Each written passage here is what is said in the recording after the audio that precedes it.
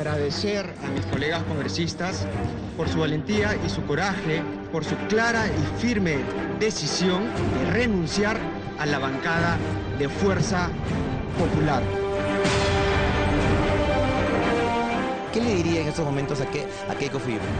A Keiko Fujimori, que es la principal responsable de que se haya suscitado todo esto. Ella pudo haber dialogado, pudo haber notado nuestro lugar a todos y a cada uno de los congresistas, sin embargo no lo hizo. Estas son las consecuencias, como lo dijo la colega Sonia Echevarría, del desenlace fatal de Fuerza Popular. Expulsan a uno, expulsan a todos. Nosotros estamos felices y contentos, yo me siento feliz de haber salido de una olla de grillos.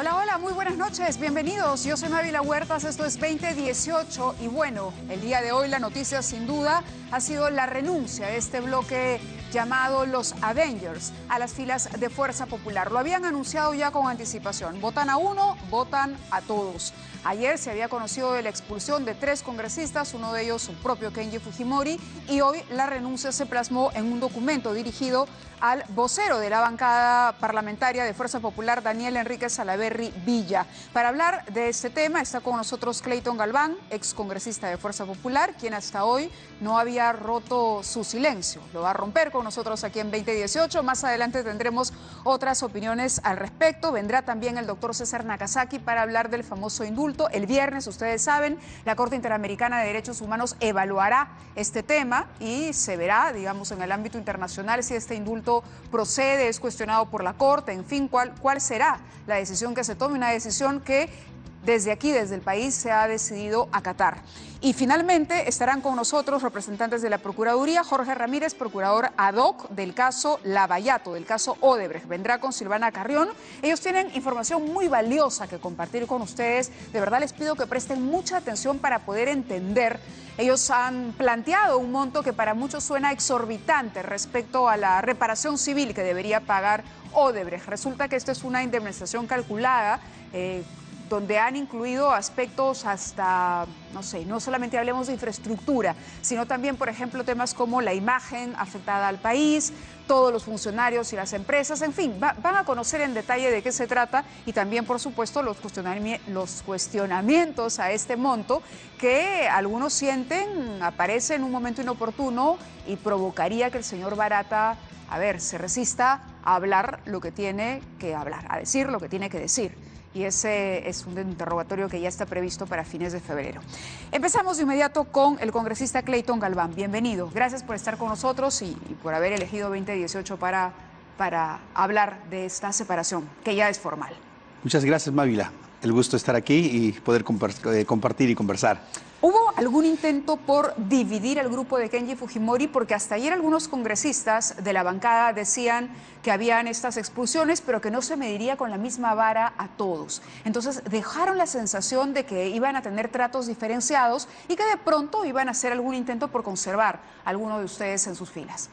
Bueno, no recibí ningún tipo de llamadas ni tampoco reuniones con mis colegas, tampoco con la bancada, pero nosotros hemos sido de los que hemos buscado la reconciliación de Fuerza Popular, el fortalecimiento de Fuerza Popular. Por eso participamos en la reunión de bancada con la finalidad de exponer y también a la vez reconciliar con todos los colegas y con nuestra lideresa.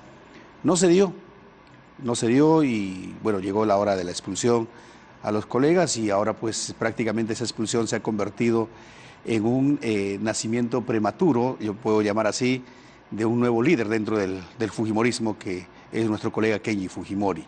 ¿Usted es parte del partido o es invitado? Yo soy parte del partido. Parte del partido. Soy parte del partido. ¿Y la expulsión de la bancada también va a implicar una ruptura con el partido político? Bueno, la renuncia ha sido a la bancada. Vamos a ver qué es lo que vamos a determinar, qué va a determinar también el partido, porque yo soy afiliado a Fuerza Popular, ¿no? Soy militante activo del fujimorismo. Pero de todas maneras ya estamos en otra coyuntura, con un nuevo reto, con una nueva propuesta, con un nuevo, digamos, una nueva responsabilidad, del cual como parlamentarios queremos asumir ese espacio para que nuestros hermanos del norte, quienes han sufrido el flagelo del fenómeno del niño costero, sean atendidos, escuchados.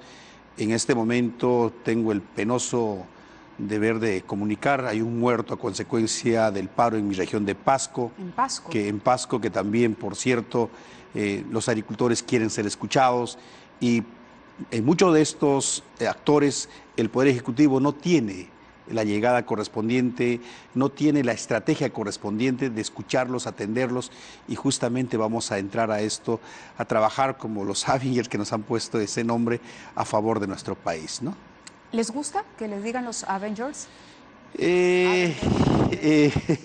Mira, particularmente ha sido un poco inicialmente, digamos, emocionante. Claro, la pero iniciativa fue de Kenji Fujimori, pero digamos hay gente que ha dicho, están banalizando la política, no se lo están tomando a la broma, esto no es una opción seria para la política peruana. Pero yo creo de que si haces un análisis un poco con la juventud, hay efectivamente héroes dentro de lo que viene a ser pues los temas cómicos y otros que sí tienen ese valor de trabajar, como es el caso de mí, me han puesto como el ojo del halcón, ¿no? Un defensor de la justicia, de la gobernabilidad, de la democracia, y trabajar por los que menos tienen, que es lo más importante en este momento, ¿no? Buscar la estabilidad política de nuestro país también, porque triste sería de que efectivamente pues rebrote la subversión, el terrorismo, el crecimiento de la delincuencia común, ¿no? Y los secuestros, los asaltos, los robos a diario. Esperamos que en algo podamos contribuir. En la carta que firman a Daniel Salaverry, el segundo párrafo dice: la decisión tomada responde a las medidas disciplinarias adoptadas por la bancada en contra de los suscritos, que desde el primer momento rechazamos por considerarlas excesivas, temerarias, carentes de sustento legal y moral en todos sus extremos. ¿Ustedes sienten que fueron sometidos al debido proceso o que se cometieron, no sé, abusos, desconsideraciones, que fueron maltratados por el Comité de Disciplina del partido? Se formó un comité disciplinario. Inicialmente nosotros fuimos a la bancada, hemos expuesto de lo que efectivamente ha sido nuestra abstención de votación. No les han convencido, formaron una comisión. He pedido en varias oportunidades que esa comisión sea neutral, analice los temas para un poco reconciliar a Fuerza Popular, pero a la verdad hemos sentido un poco de marginación, alejamiento, hemos sentido un poco de malestar y a las finales no se podía avanzar, y esperábamos que la comisión nos cite y conversemos y veamos si hay la posibilidad de la reconciliación. No hubo, no se dio, no se da. He pedido también en algunos medios que la lideresa debería poner orden. En todo caso, pues, si hay que castigar, pero de todas maneras buscando pues la reconciliación. Tampoco se dio. Entonces, a raíz de esto, ya no podíamos dar un paso atrás. Si ya expulsaron a 3, significaba de que mañana venía uno más, 2 más, 3 más. Entonces tomamos la decisión de decir, mejor nos retiramos de fuerza. Por eso le preguntaba si había ocurrido algún intento por conservar a los otros Avengers que no habían sido expulsados. Usted me dice que no han recibido llamadas, ni a usted, ni a ninguno, no hubo un acercamiento para decir, oye... No podría hablar por mis colegas, pero... ¿Trato diferenciado cree que hubo, que algunos los trataron mejor que a otros, o tampoco? No recibí ninguna llamada de la comisión, y bueno, de los colegas siempre nos comunicamos, pero no había ningún intento, digamos, de dar un tratamiento diferente, ¿no? Entonces simplemente hemos esperado la hora de que efectivamente nos cite la comisión, y hasta el momento todavía a mí no me habían citado. ¿Cuál fue el punto de quiebre en estas negociaciones? El día de la primera reunión, cuando los convocan y cuando se produce este altercado del que dan cuenta algunos de los congresistas a la salida, la primera citación, la primera audiencia. Sí, ese día que fuimos a la reunión, fuimos con todas las ganas de la reconciliación y el perdón. O sea, hablar de reconciliación es reconocer, admitir, por cierto, y también el perdón, ¿no? Pero no hemos recibido eso, hemos recibido mayormente, pues en ese momento ha sido como marginación, ha sido como algo de intimidación, y bueno, a la verdad... Pues ¿Intimidación? Eso, claro, o sea, nos han humillado, o sea, nos han prácticamente gritado, ¿no? Entonces, que no es la... ¿Quiénes? No es la manera, los colegas congresistas, ¿no? Aduciendo de que lo que hemos estado exponiendo no era lo real, porque nosotros habíamos manifestado que era un voto de conciencia a raíz de que efectivamente pues el país estaba en una inestabilidad política, y particularmente lo dije, y esto pues en el trajín de toda la exposición que había de parte del presidente, hacíamos un análisis y la población nos reclamaba. ¿A usted lo llamó Alberto Fujimori el día del debate de la vacancia? Esa era una pregunta que siempre me lo han hecho. A mí no me llamó el presidente ese día, pero antes yo siempre lo he visitado. Pero... ¿Usted estuvo con él antes? Sí.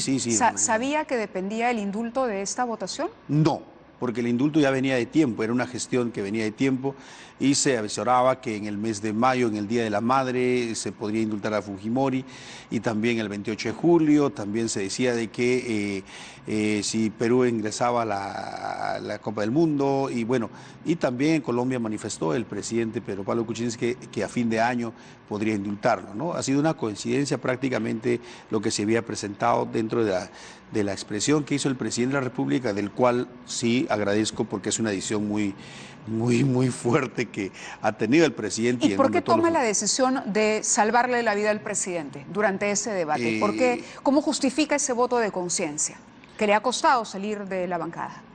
Era por la inestabilidad política que atravesaba nuestro país. El dólar había crecido, se iba a incrementar el precio. La bolsa de valores al piso. El país estaba en una indiscreción. La región del cual me ha elegido nos llamaba constantemente a raíz ¿qué va a ser el futuro? ¿Cómo estamos? ¿Cómo va a estar?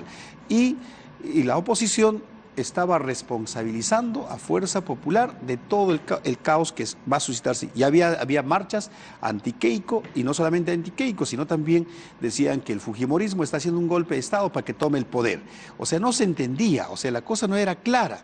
Ahora, pero en el partido dicen que hubo una reunión, que se llegó a un acuerdo y que era una posición, y que ustedes lo que hicieron fue portarse de forma indisciplinada, es decir, no respetar un acuerdo. Mávila, hubo una reunión un día antes, y el acuerdo que ha sido es: vamos a escuchar lo que va a exponer el presidente y su abogado, y de ahí vamos a determinar. O sea, en ningún momento habíamos aprobado.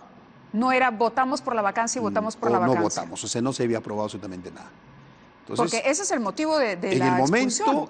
Ustedes tuvieron una actitud infraterna y dejaron a la bancada en ridículo. En el momento de la votación, ya ese era el momento, y justamente no había ningún acuerdo en ese momento, entonces ya pues cada uno estaba analizando. Tenemos que compartir, perdóneme que lo interrumpa, hay un tuit que acaba de publicar Kenji Fujimori, a ver si lo tenemos para comentarlo.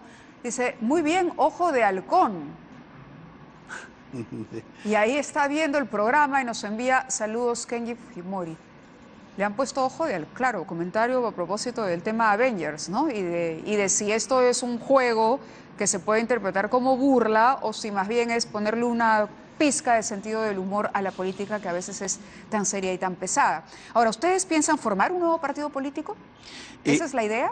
Ahora el nacimiento del nuevo líder dentro del fujimorismo, que es Kenji, prácticamente porque nos no van a obliga poder convivir dos líderes en un solo partido. No podemos. No se puede. Entonces, esto nos obliga a que efectivamente se arme otra estructura orgánica, ¿no? Otra estructura Entonces, lo política. que toca es que ustedes o sean expulsados o renuncien a Fuerza Popular.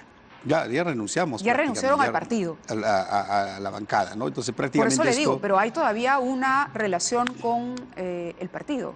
Pero ya no creo que nos reciban o no creo de que nos perdonen, digamos así, esta renuncia que hemos presentado, y más seguro está de que vamos a iniciar con el crecimiento de esta nueva estructura política, ¿no? Que todavía, por el cierto, hoy está en el embrión, no tenemos todavía el nombre, no sabemos todavía cómo va a ser, pero en el transcurso de los días... ¿Y su asesor será el papá, Alberto Fujimori? Él es el líder fundador del fujimorismo. ¿Pero qué papel va a tener en relación a esta nueva aventura política de su hijo? Yo creo de que él como padre... ¿Se lo van a disputar? Yo creo que como padre debe estar un poco incierto, ¿no? Pero espero que nos entienda. Espero que nos entienda y también entienda, digamos, a su hijo, ¿no? Porque lo que Kenji ha mostrado en estos últimos años siempre ha sido esa calidad humana. Correcto. Que él ha tenido frente a su padre. Muy bien, muchas gracias por haber estado con nosotros, congresista. Vamos a continuar aquí en el programa. Vamos a tener a la Mujer Maravilla, Maritza García, que acaba de declarar en portada. Ella ha dicho: nunca fui bienvenida. Ella ha contado que fue inscrita en la lista de Fuerza Popular 4 días antes del cierre de la lista. Entonces tiene un sentimiento no de postergación permanente en el partido que la llevó finalmente a tomar la decisión, o por lo menos así lo ha justificado. Entre otras cosas dijo: en mi condición de abogada había asumido la defensa de una persona que estaba involucrada en un delito de microcomercialización de droga. Entonces hice mi defensa de que era un caso que había defendido, presenté mi recibo de aporte, pero pese a eso Fuerza Popular no me integró a sus filas. Entonces comencé una batalla legal con el Jurado Nacional de Elecciones. Entonces había problemas, Marisa, bienvenida, desde antes de que usted se incorporara a la lista. Ya habían desacuerdos con la dirigencia del partido. Así es, Mávila, son temas que en realidad quiero dejar en el pasado, porque al llegar al partido me sumé al partido. Pero cuando vino el tema de la ley Mordaza, también tuve mis discrepancias, porque es natural que un abogado objete esas situaciones que aparentemente ya se veían venir, que eran irregulares, porque si no te dejan la libertad de actuar, como abogada sientes, porque estás acostumbrada y conoces la ley. Pero el tema pre-político, antes, sí fue un tema duro, un tema difícil. La política me ha jugado un mal papel. Sin embargo, sigue en política y está comenzando una nueva aventura con Kenji Fujimori. Así es, sigo en política porque he sido elegida por el pueblo para representarlos y yo agradezco esa... La última vez que conversamos, usted me decía que lo mejor era que se reconciliara Fuerza Popular. Sí. ¿Hoy siente que estaba en lo correcto o se siente mejor ahora que ya finalmente terminó la telenovela y ustedes han franqueado una posición frente al resto del partido? Hay dos aspectos que diferenciar. Me siento mejor como persona, como ser humano, pero políticamente me hubiese gustado que entre los dos alas del fujimorismo, en este caso entre Kenji y Keiko, hubieran hecho alianzas estratégicas para mejorar y reestructurar el partido por el bien de todos los congresistas de Fuerza Popular y por el bien del país. Me hubiese gustado, siempre he sido esa voz conciliadora, pero ahora la situación ya marcó una diferencia, así que hay que cada uno por su ruta. Decía el congresista Clayton Galván que no tienen un nombre, van a formar un nuevo partido. Esto es no solamente un grupo parlamentario, sino ustedes tienen una proyección para largo, es decir, una aventura política con vida más larga que lo que dure esta temporada en el Parlamento. ¿Es correcto? Actualmente nosotros somos 16 congresistas de la República que no tenemos así es, agrupación política. Nosotros estamos a la espera del Tribunal Constitucional. Dependiendo del pronunciamiento del tribunal, se tomarán decisiones y creo que quien corresponde en ese caso es a Kenji Fujimori. Decir cuál es la estrategia política que sigue, porque él viene cumpliendo las metas trazadas. En este caso fue la libertad de su padre. Ahora, Kenji Fujimori es un congresista que dijo que su tema con la política era la liberación de su padre. Más allá de la liberación de su padre, no expresaba un interés especial en hacer política por cuenta propia. Sin embargo, el día de hoy, bueno, ya desde que se inició a ver este problema, este enfrentamiento, ha expresado que sí le interesa hacer política y una política que vaya más allá de su rol como congresista. Entonces, ¿por qué cree usted que Kenji Fujimori está capacitado para dirigir una aventura política cuando él mismo dijo: no, mi objetivo es solamente el indulto de mi padre? ¿Qué les ha dicho Kenji Fujimori sobre cuáles serían, por ejemplo, los 2 o 3 pilares fundamentales sobre los que descansaría la ideología, si lo podemos, o el pensamiento, para que sea más general, de esta nueva agrupación? Según lo que yo he podido analizar, es que Kenji se ha sentido muy disconforme con el espaldarazo que le dieron los demás congresistas de Fuerza Popular al indulto de su padre. Si ese espaldarazo no hubiera venido de parte de los congresistas de Fuerza Popular, Kenji ¿Espaldarazo no hubiera... se refiere a apoyo? No, al contrario, la falta de apoyo, de refuerzo. Cuando su padre fue indultado... Que se cuestione el indulto. Muchos desconocieron al líder histórico como tal. Algunos dijeron que no lo conocían, otros que nunca lo habían visto, otros que no tenían por qué respetarlo. Creo que ese dolor lo hizo a Kenji ahora ser distinto, porque creo que en un primer momento no ha tenido ningún pensamiento de incursionar más allá ahora tienen de ser congresista. A ver, rapidito, tienen un acuerdo de gobernabilidad, dice, han tomado como inspiración el mensaje que ha dejado el Papa Francisco, reafirmar el diálogo, la reconciliación nacional. ¿Van a ser voceros del presidente, como dicen? No. ¿Van a aliarse con Peruanos por el Cambio?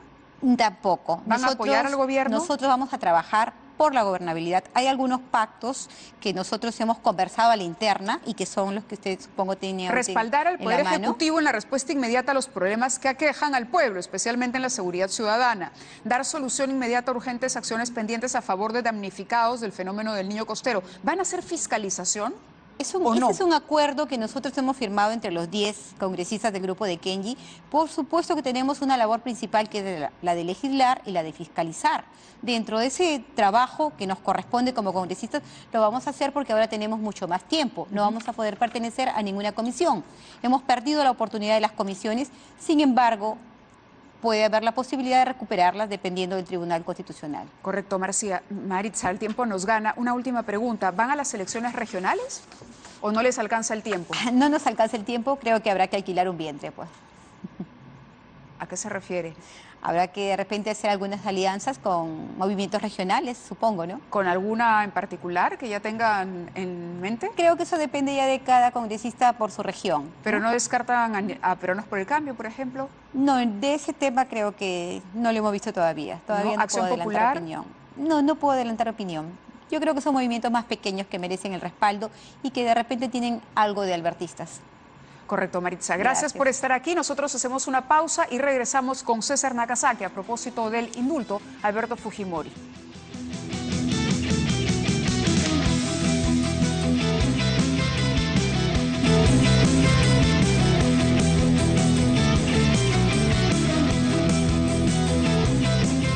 César Nakazaki está con nosotros para hablar no solo del indulto, hemos hablado en varias oportunidades del indulto, pero sí podemos actualizar la información, sobre todo porque este viernes la Corte Interamericana de Derechos Humanos verá el tema. Ha citado, bueno, se van a presentar las víctimas de los casos Barrios Altos y La Cantuta, va a haber una supervisión de las sentencias, qué tanto ha cumplido el Estado con esas sentencias de reparación, el Estado ha nombrado a sus defensores también.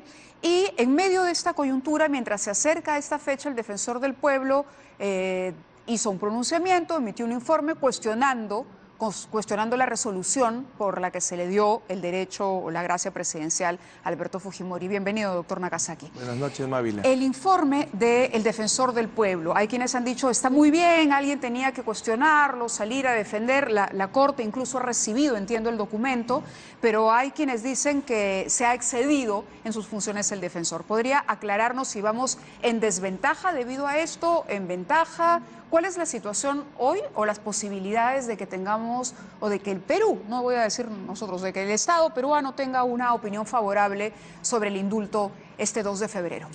Bueno, la Corte Interamericana tiene una gran deuda con el Estado peruano porque a lo largo del tiempo ha aceptado una serie de... El Perú nunca se ha defendido en lo que es la lucha contra el terrorismo, a diferencia de Colombia, que con uñas y dientes defiende su lucha contra las FARC. El Perú no lo hizo. Y hubo una cadena de allanamientos fraudulentos donde la Corte Interamericana no actúa adecuadamente respecto a nosotros y por eso la percepción de la sociedad peruana. En la audiencia de supervisión de ejecución de la sentencia, la Corte Interamericana tiene que revisar el mandato que dio, investigar, juzgar y, de ser el caso, condenar. La Corte Interamericana nunca dijo, imponga una pena inhumana, no apliques indultos humanitarios, porque eso jamás se ha discutido y se ha tratado. Entonces creo que esa va a ser la línea inicial de la defensa del Perú. Hay 2 procuradores, experiencia, mucho manejo procesal, entonces tratar que la Corte Interamericana se limite a su objeto concreto y a partir de ahí no tendría por qué afectarse la decisión del Estado peruano. En ese contexto, lo que van a utilizar los oponentes al indulto humanitario es ciertos defectos que hubo en el procedimiento administrativo, ¿Cómo? que a mi modo de ver no son relevantes, la oportunidad, la velocidad.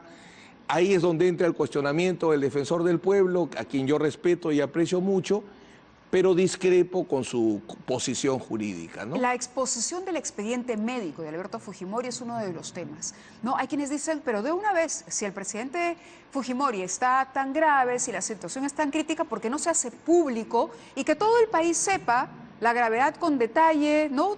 Y entienda el porqué de un indulto humanitario?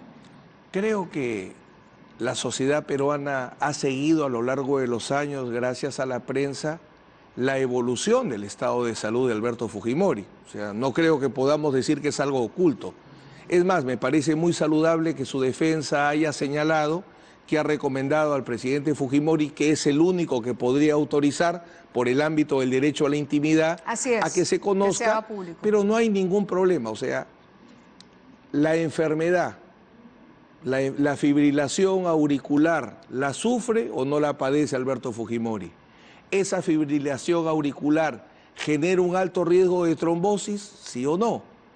¿Esa fibrilación auricular y el tratamiento de emergencia que necesita se podía dar en el penal? O sea, yo no creo que haya problema. Me parece que lo que ha querido el ministro de Justicia, como ha sido juez, es ser reglamentarista. Y la información tenía que proporcionarla a quien correspondía, que era la Corte, y de repente se vio algo confundido frente a la cantidad de pedidos que se hizo, porque tampoco el documento es para estarlo repartiendo como volante. Congresistas de la República, que no lo pidió tenían el por qué defensor. pedirlo. Es más, uno de los reclamos que hacía el defensor es la demora en la entrega del informe, que no le habían entregado el informe y que por lo tanto tenía que hacer un pronunciamiento público de queja. No se ha expresado en contra. Creo que el del procedimiento administrativo no fue el mejor, pero lo cierto es que en materia de derechos humanos prima el fin sobre la forma.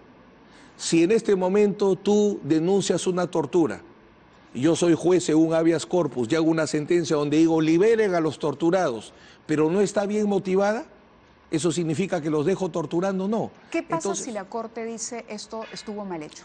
no creo que pueda hacerlo, porque ¿cómo señalar que el indulto humanitario no debió darse si no hay paciente, no hay historia clínica, no hay médicos, no hay peritos?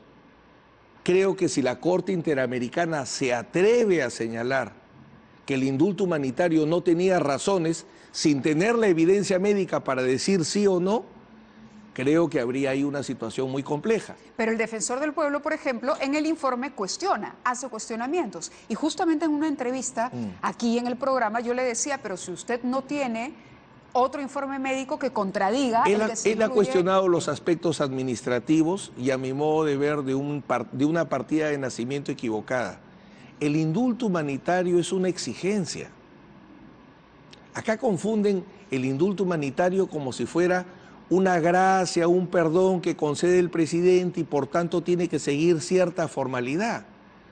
La única manera que alguien podría discutir el indulto humanitario es que Alberto Fujimori no sufra la enfermedad que lo motivó, porque la enfermedad como motivo humanitario está. Y no creo que nadie lo discuta, y menos la Corte Suprema, perdón, en este caso la Corte Interamericana podría entrar a discutir. Usted cree, ¿no? Pero, a ver... Me baso en lo que establece el procedimiento. La Corte Interamericana se le pidió, y la Corte Interamericana dijo que no haya mecanismos de impunidad, que no haya autoamnistías, que no haya indultos ordinarios, que no haya ningún mecanismo del Estado que impida investigar, juzgar y condenar si corresponde. Pero no hay también una tendencia política que ha marcado los fallos más recientes de la Corte, las decisiones y los comentarios. La Corte Interamericana nunca se ha pronunciado sobre un indulto humanitario. De acuerdo al Pacto de San José de Costa Rica, tendría la obligación más bien de respetarlo, porque la prohibición de penas inhumanas o crueles forma parte del derecho internacional. Hace unos días ha venido un experto español y nos ha estado recordando, estuvo en el canal también, acá en Canal N, donde recordaba que desde el Tribunal de Nuremberg, lo que siempre conversábamos, el indulto humanitario procede para todo tipo de delitos, sean delitos de derecho interno, delitos de lesa humanidad, delitos de guerra. Entonces, creo que si la Corte Interamericana se apega a su procedimiento, la Corte Interamericana lo máximo que podría decir es: denme un mejor sustento respecto a las razones médicas que han invocado. Pero ahora, no hablamos solo del defensor del pueblo, le podría decir también que el procurador Enco, por ejemplo, cuestionó y que inmediatamente fue cambiado. Bueno, eso es para la gracia presidencial, no, eso es para el otro caso. Para la gracia, pero es decir, el defensor del pueblo, el procurador, que se supone que está dentro del aparato estatal, dentro del propio Ejecutivo, es decir, desde dentro también se han hecho críticas. La posición del procurador no tendría sentido porque el procurador es el abogado del Estado.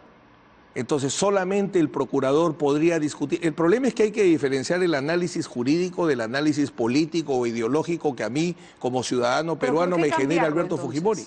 ¿Por qué removerlo? Si uno puede respetar su opinión y simplemente es una opinión, pero no es Es un equipo, los procuradores constituyen un equipo, es como en mi estudio, puedo estar yo como puede estar Gladys Vallejo o Adolfo Pinedo, o sea, lo interesante es que el procurador que participe sea preparado. Y hasta donde yo sé, bueno, no he participado en esa audiencia, no he escuchado que digan, yo respeto mucho al procurador Enco, me parece de los mejores de la actual generación de procuradores. Pero ahí va la pregunta, entonces, ¿por qué? Emite él el pronunciamiento, dice, no me parece, por esto, y al día siguiente sale el nombramiento del nuevo procurador. Eso lo tiene que explicar el ministro de Justicia. Lo único que podría... De alguna manera, ahí uno puede leer, ok, hay una debilidad, hay un miedo, hay un temor. Si tengo gente en casa que me está diciendo Mávila, que he cometido el único errores. temor que podría existir es como que te digo que la enfermedad sea inventada y que Alberto Fujimori no sufra de fibrilación auricular, que no genere alto riesgo de trombosis. O sea, el problema es que por la forma no podemos perder el tema del fondo. Está mal motivado, pero ¿sufre de Alzheimer o no? ¿Está mal motivado, sufre de esquizofrenia o no? El tema concreto es esa enfermedad. ¿Sirvió para pagar la permanencia de Pedro Pablo Kuczynski en el gobierno de Perú? Yo creo que en cuanto a la oportunidad no fue la más adecuada, más allá que soy consciente que, convencido que Alberto Fujimori no debía morir en prisión, cualquier oportunidad en tanto y en cuanto sea legal. Pero eso no lo invalida ante la Corte, no es un argumento que se pueda tomar. Definitivamente no. Porque el indulto humanitario lo que tiene es una razón humanitaria. Y la razón humanitaria parte si existe o no existe la enfermedad. Si fuera un indulto ordinario de naturaleza política, sí podríamos entrar en esa discusión sin duda. Pero un indulto humanitario tiene otra génesis. Es una obligación internacional que asumen los estados. La OEA y la Corte Interamericana, que es el Tribunal de Justicia de la OEA, una de sus misiones es garantizar la prohibición de penas inhumanas o crueles. Solo si se establece que no existe la enfermedad, la Corte Interamericana podría invalidarlo. Entonces, no hay posibilidad. ¿Y para qué admite una causa sobre lo que no se puede pronunciar? La Corte tiene que escuchar a las partes. Y por eso te decía, o sea, una cosa es, mi análisis es jurídico. Si tú me pides un análisis de proyección, la Corte Interamericana a veces ha parecido una corte política. Por eso le hacía la pregunta antes, de acuerdo a los análisis de los últimos fallos. Si existe un riesgo que la Corte Interamericana tenga un pronunciamiento negativo, existe el riesgo. Si ese riesgo responde a un análisis de la aplicación del derecho internacional, del cumplimiento del Pacto de San José de Costa Rica, no. Por eso no es un imposible que se pronuncie en contra. Es que el derecho no es una ciencia, Mávila. El derecho no es una ciencia. El Perú ha perdido todos los casos. El Perú nunca se ha defendido en ningún caso, salvo en el caso Chavín de Huántar. O sea, nunca nadie se ha parado frente a la Corte Interamericana a decirle, esto era nuestro ejército. Un ejército no profesional donde levábamos en la esquina del estadio al muchacho y lo llevábamos a pelear contra los terroristas.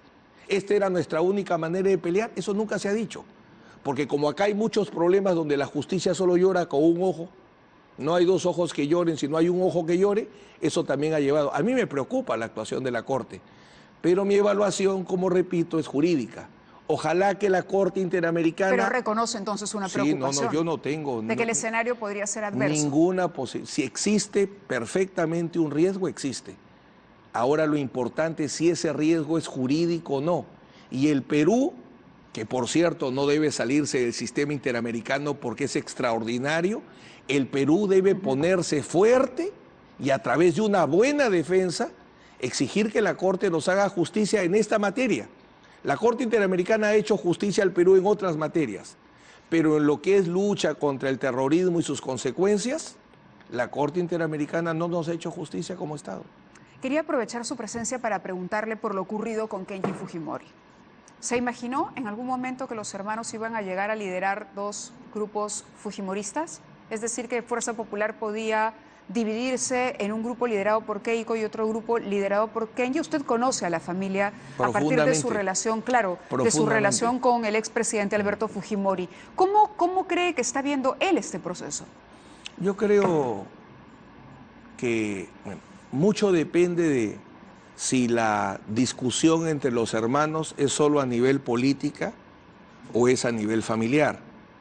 Si solo es a nivel política, creo que el presidente no tendría por qué afectarse aunque lo ideal hubiera sido que sus diferencias las desarrollen y las resuelvan dentro del partido.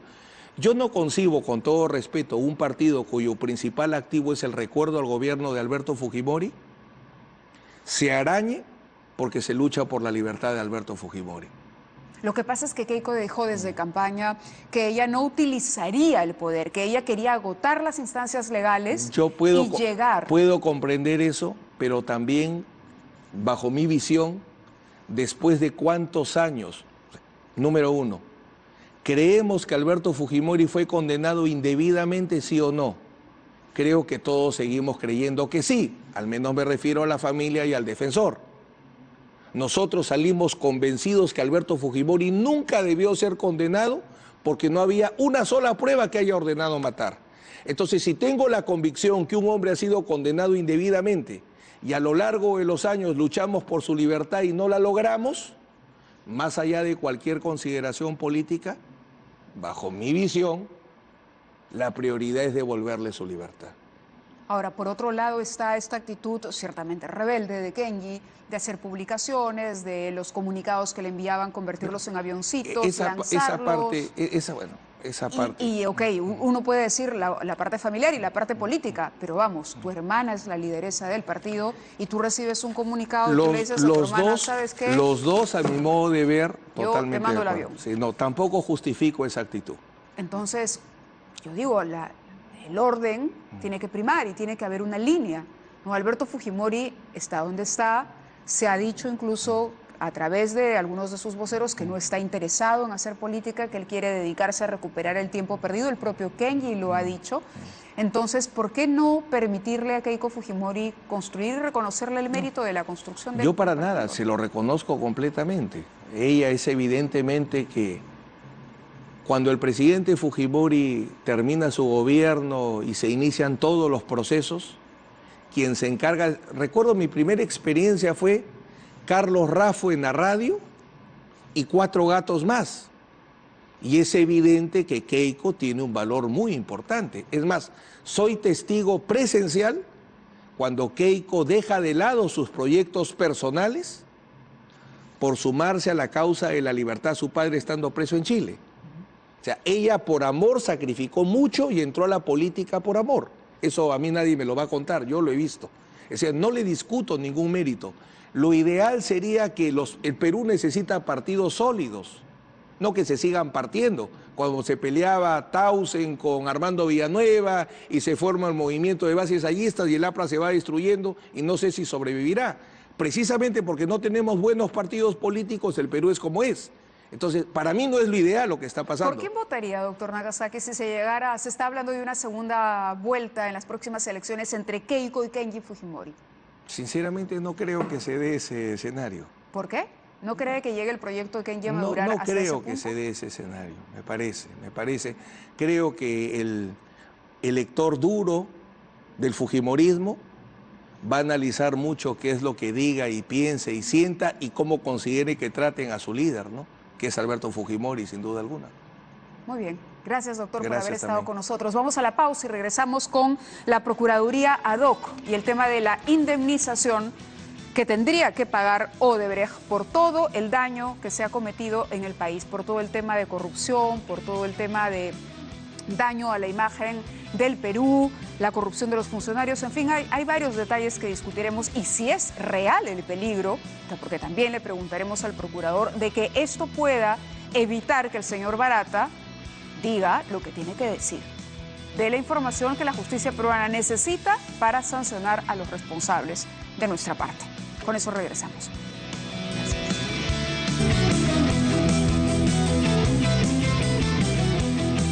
Continuamos, esto es 2018, estaban conmigo Jorge Ramírez, procurador ad hoc del caso Odebrecht, también Silvana Carrión, procuradora ad hoc del mismo caso, para explicarnos esta noticia bomba que apareció en el programa Cuarto Poder el domingo, una indemnización calculada en más de 3.000 millones de soles, que parecía ser un golpe muy duro y que podía echar a perder un trabajo desarrollado por la Fiscalía para obtener la mejor colaboración del señor Odebrecht, del señor Barata, y que estos digan finalmente toda la verdad y echen a los funcionarios peruanos corruptos para poder sancionarlos como se debe. Bienvenidos, gracias por estar aquí. Buenas noches. Buenas noches, muchas gracias. Un saludo a toda tu audiencia. Muchas gracias. ¿Qué es a ver, después de que sale la noticia, mucha gente dijo, esto es oportuno para que Barata no hable? ¿Qué le decimos a la gente que cree que ustedes están boicoteando a Barata para proteger al gobierno? Que es falso. Nosotros hemos comunicado al Poder Judicial a través de los procesos judiciales, que son 3 relacionados al proceso de la carretera Chacas, específicamente en una colaboración eficaz, en el proceso de gasoducto y de la carretera interoceánica en los meses de septiembre, noviembre y diciembre del año pasado estos montos. Es decir, la empresa Odebrecht sabía ya de estos montos. ¿Desde cuándo? Desde el año pasado, septiembre, noviembre y diciembre. Respecto al interoceánica solamente... ¿Ustedes habían tenido reuniones con Odebrecht para plantear este monto? Estos montos lo hemos planteado como se debe legalmente en el proceso judicial. Con Odebrecht hemos tenido reuniones y cuando ya íbamos a plantear el monto, se suspendió por los acontecimientos políticos del mes de diciembre. Pero me están diciendo que Odebrecht tiene conocimiento de que ustedes estaban preparando una exigencia que podía llegar a esta cifra. Sí, por supuesto que sí. ¿O conocían el monto exacto ya en septiembre? En septiembre sabían el monto de los 248 millones de soles, perdón, de gasoducto, de 1.480 millones de soles. En noviembre, lo de Chacas, y en el mes de diciembre nosotros pedimos elevar la reparación civil en el proceso de la interoceánica, o sea, sí tenían conocimiento. Ahora, en el proceso de la interoceánica solamente hemos establecido el monto patrimonial y el daño patrimonial lo vamos a fijar en estos días, pero va en el sentido que hemos presentado ya a la opinión pública. En otras palabras, sí sabía que el monto bordeaba los 2.500 millones de soles. O sea, sí sabía. Pero solamente ahí para precisar que en las primeras declaraciones que ha dado Jorge a prensa escrita, ya los montos de gasoductos se habían dado, o sea, se habían dicho. Ya se había dicho que se había solicitado un monto de 1.480 millones por el caso gasoducto y ya se había dicho también, porque figuran en las noticias en prensa escrita, que se había planteado un monto de 248 millones de soles en el caso Chacas. Esos 2 casos ya estaban, digamos, públicamente anunciados, además de en los procesos judiciales, como explica Jorge. Entonces, no era una noticia nueva para la empresa que la Procuraduría había estimado en estos montos la reparación civil, ¿no? Lo único que se hizo el domingo fue informar, digamos, públicamente estos montos que ellos ya conocían. Que, claro, a nivel privado. Claro. Ahora, ¿cómo entender el tema de la colaboración eficaz y su relación con el papel que desempeña la Procuraduría? ¿Por qué son procesos distintos para que la gente pueda entender de qué depende? ¿Ustedes pueden echar a perder el testimonio de Barata? De ninguna manera. ¿Esto? De ninguna manera. ¿Por qué? ¿Cómo corren esas líneas? Si me permites. Dentro del proceso de colaboración eficaz, el fiscal negocia la pena con el colaborador, con Barata. Si luego que han pasado la etapa de corroboración de los dichos, invitan al agraviado a participar. Si el agraviado, en este caso el Estado, no está de acuerdo, o mejor dicho, el colaborador, no está de acuerdo con la pretensión civil, es decir, con la reparación civil que le fija la Procuraduría, simplemente quien lo determina es el fiscal. Y la Procuraduría puede ir a la vía procesal civil, que es otro proceso, a reclamar un mayor monto. O sea, entiendo que ustedes proponen, pero que esto requiere una aprobación por parte de un fiscal o un juez. Primero con el colaborador, porque los procesos de colaboración eficaz hay que tener claro que aquí en nuestro país se inician con una persona natural, o sea, acá no hay colaboración eficaz para las empresas, acá hay colaboración eficaz para las personas naturales. Entonces la negociación de colaboración es el con colaborador, Barata. con el aspirante a colaborador, porque no se vuelve colaborador hasta que se apruebe judicialmente. Claro, con Barata como persona, con Barata como individuo. persona, con ellos es la negociación. Si no se llega a una negociación, a un monto de reparación civil con la Procuraduría, la Fiscalía lo puede fijar, eso lo dice la norma. Y el ejemplo más claro, digamos, y guardando la reserva del caso por la investigación, es que tenemos en marcha ahorita un procedimiento especial de este tipo en otro de los proyectos donde está vinculada la empresa Odebrecht y en el cual con el colaborador no ha estado de acuerdo con la propuesta que ha hecho la Procuraduría en su procedimiento de colaboración eficaz. Y entonces en ese caso la Fiscalía ha fijado el monto de reparación civil, ha cerrado su acta de acuerdo y en los próximos días se llevará a cabo la audiencia de corroboración judicial o de aprobación judicial de ese acuerdo y se emitirá la sentencia de colaboración eficaz. Entonces, los montos propuestos por la Procuraduría de ninguna manera truncan, entorpecen los procedimientos de colaboración eficaz que se siguen por cuerda separada, ¿no? Y en caso no sigue una negociación con nosotros, la Fiscalía fija un monto de reparación civil. Como dice Jorge, en todo caso, si nosotros no nos sentimos resarcidos con ese monto respecto a ese colaborador, bueno, entonces podremos aplicar en la vía civil. Pero respecto a la empresa, igual tenemos la posibilidad de plantear en la vía civil cualquier acción, ¿no? Veamos a partir de un caso, para que esto sea más didáctico, veamos a partir de un caso cómo se puede multiplicar este monto, porque teníamos entendido que Odebrecht había reconocido el pago de 29 millones de dólares por sobornos. Y ellos calculaban una reparación en 66, es decir, un pago para el Perú de 66 millones. Sí, ellos pretenden confundir a la opinión pública, porque una cosa es la multa y otra cosa es la reparación del daño, es decir, el cobro de la reparación civil. La multa tiene fines punitivos, tiene fines penales. Si no pagas la multa, te vas preso. Lo que ellos han pagado en Estados Unidos es una multa. Son sistemas diferentes. Ellos, en las conversaciones que tuvimos dentro del marco de un proceso de colaboración eficaz, ellos argumentaban que la norma de la OCDE decía que se debía de pagar en estos casos el doble del soborno, lo cual es falso.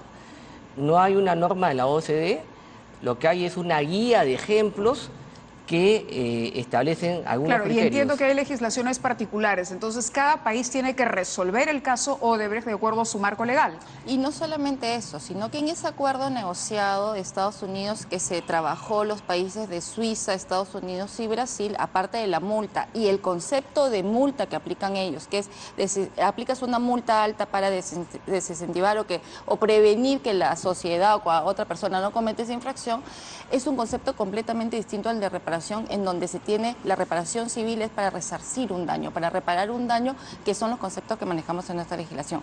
Pero además, en ese acuerdo de Estados Unidos, ellos reconocen 29 millones como soborno, pero también reconocen 143 millones de utilidad. Ellos dicen, nosotros hemos ganado por estos dos proyectos donde hemos sobornado 143 millones de dólares. O sea, ahí nomás en ganancia por dos proyectos. Entonces, pero ahora han indicado que quieren solamente pagar 66 millones de dólares. O sea, ni siquiera la utilidad reconocida por ellos en ese acuerdo de Estados Unidos. Y además, en este acuerdo debemos dejar claro que se fija las multas para Estados Unidos y Suiza en donde no han cometido sobornos. ¿Cómo se calcula? Es decir, la ley en el Perú les da a ustedes un marco, herramientas para calcular una reparación. Se aplica el Código Civil peruano. ¿Podemos ver un cuadro? Sí, y ahí lo vamos desglosando. A ver si ponemos uno de los cuadros. Había un patrón criminal acá también. Correcto. A ver, ese es el patrón criminal que ustedes detectaron en el caso Odebrecht. ¿Esto a qué se refiere? ¿A las escalas de corrupción? ¿A los tipos? El comportamiento de los representantes de Odebrecht ha sido sistemático. Ha habido sistemáticamente en los diversos casos un acuerdo fraudulento para pagar mediante un soborno Odebrecht obtener estas obras de manera ilegal. Han ajustado el marco jurídico a sus intereses, a su plan criminal, Tan es así que han salido leyes del Congreso de la República exonerándonos de la etapa de preinversión a los proyectos, acortando los plazos. A ver, entonces lo que nos mostraría este cuadro son todas las aristas. Un aspecto es el pago de soborno a la autoridad, pero aquí vemos, por ejemplo, el acuerdo fraudulento, que podría ser el soborno. Sí, ¿Podría ser? claro. Está dentro de lo que es una modalidad delictiva, una modalidad, el patrón criminal, como ustedes ellos han utilizado, ¿no? Correcto. Ajustes del marco jurídico es cuando se arregla una ley para beneficiar a la empresa. Exoneran del SNIP y crean un marco legal, digamos, para sacar los proyectos. Entonces, ¿no? la gente que participa en la elaboración de ese marco legal ad hoc también está siendo cómplice de la corrupción. Exactamente. En ese momento. Claro. Después tenemos intervención de estudios previos. Esto es para los proyectos. Exactamente. ¿Cómo se expresaría ellos han esto? intervenido en la intervención de los estudios previos, en las licitaciones, para establecer condiciones que se ajusten a su medida y para excluir a sus competidores. Esto ha pasado en otros casos también, como vía evitamiento en la Costa Verde Callao. Luego han entrado de mala fe al proyecto y han cobrado sobrecostos de manera general, es decir, han sobornado, por ejemplo, con 20 millones de soles y en sobrecostos han sacado 200 millones, ¿no? Entonces, el daño, digamos, no es que me devuelvan los 20 millones por 2, 40 millones, sino todo lo que me han robado. Ya cuando analicemos el ejemplo de la interoceánica, vamos a ver estos montos. Yo creo que hay que hacerlo porque nos queda y hay influencia en el supervisor, porque han llegado al expresidente de Ocitran, el señor Ceballos, a quien presuntamente han pagado $750.000 en soborno, quien era la entidad encargada de supervisar, y luego a los árbitros, ¿no? El señor Canepa ha intervenido. A ver, muéstrenme el cuadro de nuevo, el que teníamos, por favor. Si el switcher lo podemos. Sí. Ok. Acuerdo fraudulento, ajustes al marco jurídico, intervención en los estudios previos de los proyectos para que Odebrecht fuera el beneficiado. Esto quiere decir, por ejemplo, contar con la aprobación de Ocitran y de todos los reguladores para que le dieran el ok. Fíjese la telaraña de corrupción, intervención en la propia licitación, es decir, ajustar también las bases para que Odebrecht ganara, influencia en puestos claves, como por ejemplo... La colocación en los miembros del comité que iban a dar claro, los miembros del comité de licitación, etcétera, ejecución con sobrecostos, cobrar más de lo que cuesta un proyecto, ¿no? Inflar el presupuesto que hemos visto a través de adendas o de la extensión de los plazos, ¿no? Influencia de los supervisores, que ya lo habíamos mencionado, y los acuerdos con árbitros. Es decir, cuando el contrato no satisfacía las expectativas, entonces se recurrió a un arbitraje, pero el arbitraje estaba ya arreglado a priori. Era para formalizar, para sellar todo. Claro, entonces era realmente una telaraña impresionante. Exactamente. ¿Podemos aplicarlo a un caso concreto para ver un cálculo? El caso IRSA creo que lo tenemos en cuadro. Sí. ¿Sí? ¿Tenemos ese cuadro? Ahora, hay que quede claro que este daño es un daño por el delito cometido y es un daño solidario para todos, que debe ser pagado por todos los autores y cómplices. Eso quiere decir que no pagaría solamente Odebrecht. Las consorciadas, los funcionarios públicos, los particulares. El expresidente Toledo, el señor Maiman. En el caso de IRSA, si ellos son responsables penales, van a ser responsables civiles de este Estos 3.400 que ustedes han estimado, que es un monto que se va a presentar en el proceso y que finalmente el fiscal, como han dicho, será el que determine si se ajusta o no, va a ser un pago que tendrían que enfrentar todos los que han participado. De manera solidaria. Uno lo puede pagar o todos lo pueden pagar, pero la posibilidad que tenemos nosotros tenemos la responsabilidad acá por ley es solidaria.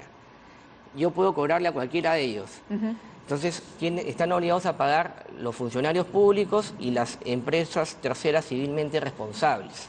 Graña podría ser. Graña, que es una consorciada, JJ Camet, ICSA.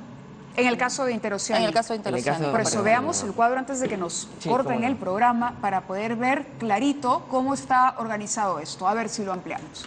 Ok, ahí está. Proyecto Interoceánica Sur, tramos 2 y tramo 3. Hay un daño patrimonial. ¿Qué es? En sencillito, el daño patrimonial. Es el daño directamente causado al Estado, es la disminución en el patrimonio del Estado. La disminución en el patrimonio del Estado por pagos indebidos. Tenemos pagos en exceso en 3 soluciones técnicas. Son sobrecostos, incremento de gastos generales sin sustento, precios unitarios con rendimientos subestimados y sobrevalorados. Estos montos han sido materia ya de informes del órgano de control, es decir, de la Contraloría. La propia Contraloría ha hecho esos cálculos. Y esto suma 593.9 millones en el caso de la Interoceánica. Nosotros le hemos añadido un monto más por los gastos de defensa del Estado. Claro, ¿correcto? Que está en el último, gastos de defensa del Estado que representan 3 millones, que es lo que tiene que gastar el Estado para contratar abogados y especialistas que analicen esta situación. Exacto. Ahora, cuando hablamos del daño extrapatrimonial, 1.142, esto se prestaría a subjetividad y a suspicacias. También hay manera de calcular, por ejemplo, el daño a la imagen o el daño social. ¿Cómo así calcular eso? No hay una tabla. No hay una tabla. Entonces, ¿cómo lo han estimado ustedes? Nosotros acá hemos estimado lo que en algunas experiencias se estila es aplicar el doble de la utilidad obtenida. Y luego hemos aplicado un costo por daño a la imagen institucional. O sea, acá se ha dañado, se ha hecho el daño más grave que se puede realizar contra el Estado peruano. Presuntamente, y hablo de presunto porque soy abogado, soy hombre de leyes, se ha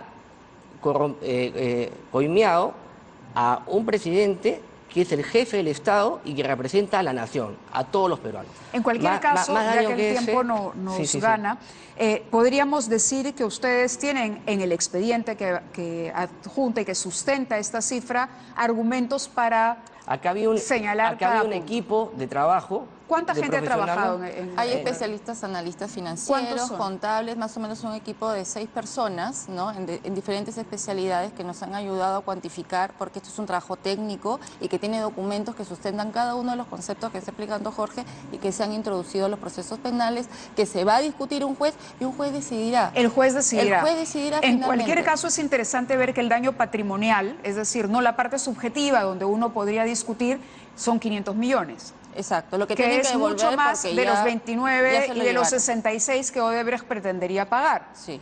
Entonces, lo que está haciendo la Procuraduría es, digamos, decir, ok, yo pido lo máximo para que en el proceso o en la posible negociación obtenga un monto que va a superar lo que Odebrecht ha propuesto. Sí. De acuerdo. Además, es un monto que pretendemos y que finalmente el juez va a tener que determinar, pero no me pueden dar menos de lo que me han robado, menos del daño patrimonial.